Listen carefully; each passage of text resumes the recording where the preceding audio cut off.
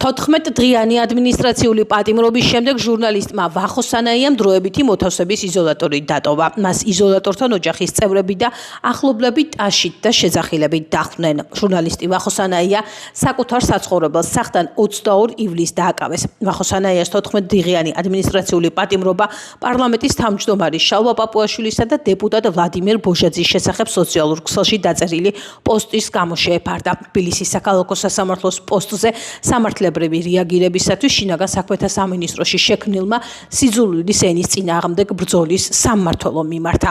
ვერანაირი პატიმრობა, ვერანაირი ჯარიმა, ვერანაირი დარბევა ეს ჩვენზე ვერ მოახდენს იმ გავლენას, რა ჩანაფიქრით შეიძლება კონდეს ამ ქვეყნის დე-ფაქტო მმართველს. იმიტომ რომ რამდენჯერაც არ უნდა ჩაგვსვან ციხეში, რა ჯარიმაც არ უნდა გამოწერონ, ჩვენი ბრძოლა გაგრძელდება. მე ყველას შევახსენებ ჩვენს სლოგანს, ძალიან მარტივი, გასაგები და მკაფიო სლოგანია ბოლომდე.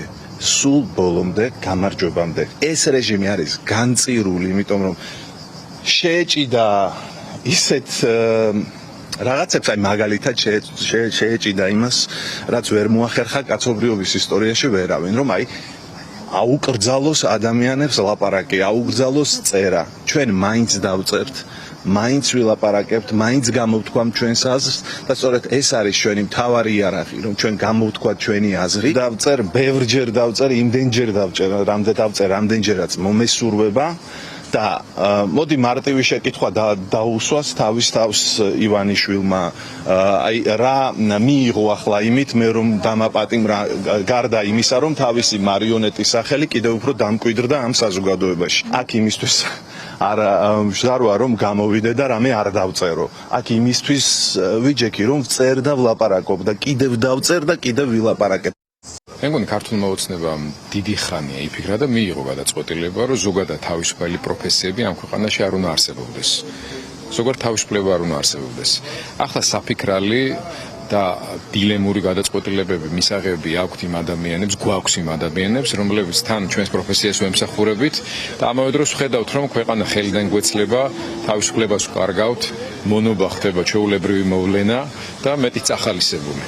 ვახოს აქციელი ამ თვალსაზრისით ხო შეიძლება ბევრისთვის წინააღმდეგობრივი იყოს, მაგრამ ცოტა უფრო გრძელვადი ამ პერსპექტივაში თუ გავხედავთ, ან რაიმე პროფესიულ კი არა, რაიმე ეთიკა საერთოდ რა აზრი აქვს, იმ შემთხვევაში თუ კი აღარც ქვეყანა გაქვს, აღარც ის საქმე, რომელიც ძირითად ღირებულებას თავისუფლებისა და გამოხატვის თავისუფლებისათვის სამსახური წარმოადგენს. ამიტომ ჩვენ ხელისუფლებისგან რაიმეს ახალს და მოულოდნელს აღარაფერს ველით იმას, რაზე ჩამოყალიბდება ქართული საზოგადოება, რომლის უკეთ ინფორმირების, ჩამოყალიბებისა და თავისუფლებისთვის ბრძოლის მობილიზებისთვისაც დამოუკიდებელ ქართულ მედიას ყოველთვის ჰქონდა მნიშვნელოვანი როლი და წვლილი და აქვს კიდეც. და ვახო ამ ბრძოლაში, რა თქმა უნდა, ერთ-ერთი ყველაზე გამორჩეული ჩვენი კოლეგა და მეგობარი არის. ქართულმა ოცნებამ დაამკვიდრა საქართველოში სიძულვილის ენა. მე ყველას თხოვე ხა ვინც ტელეეკრანებთან ზის და უყურებს ჩვენ ინტერვიუს. დიტო სამხარაძის გვერდზე შევიდნენ, მოიძიონ მისი გამონათქვამები. უბრალოდ მართლყურში არ არის შესაშვები მათი სახე, ქართული ოცნების სახე, რასაც იწერება, როგორც იგინება, ნახონ გიორგი გამსახურდიას პოსტები. უბრალოდ მის ციტირებას მე ნამდვილად ვერ გავაკეთებ. რაც ხდება პროტესტის მხრიდან, რაც ხდება, ის რაც ხდებოდა საკრებულოს წინ, ეს არის აი ამ ფარისევლობის სიგიჟის გაპროტესტება. ვერ მუშაობს. პირდაპირ გითხრათ, ახლა ვახოსანაიაზე და ისეთ ადამიანებზე, როგორც ვახოა, გიორგი ახობაძე, ეს ვერ იმუშავებს.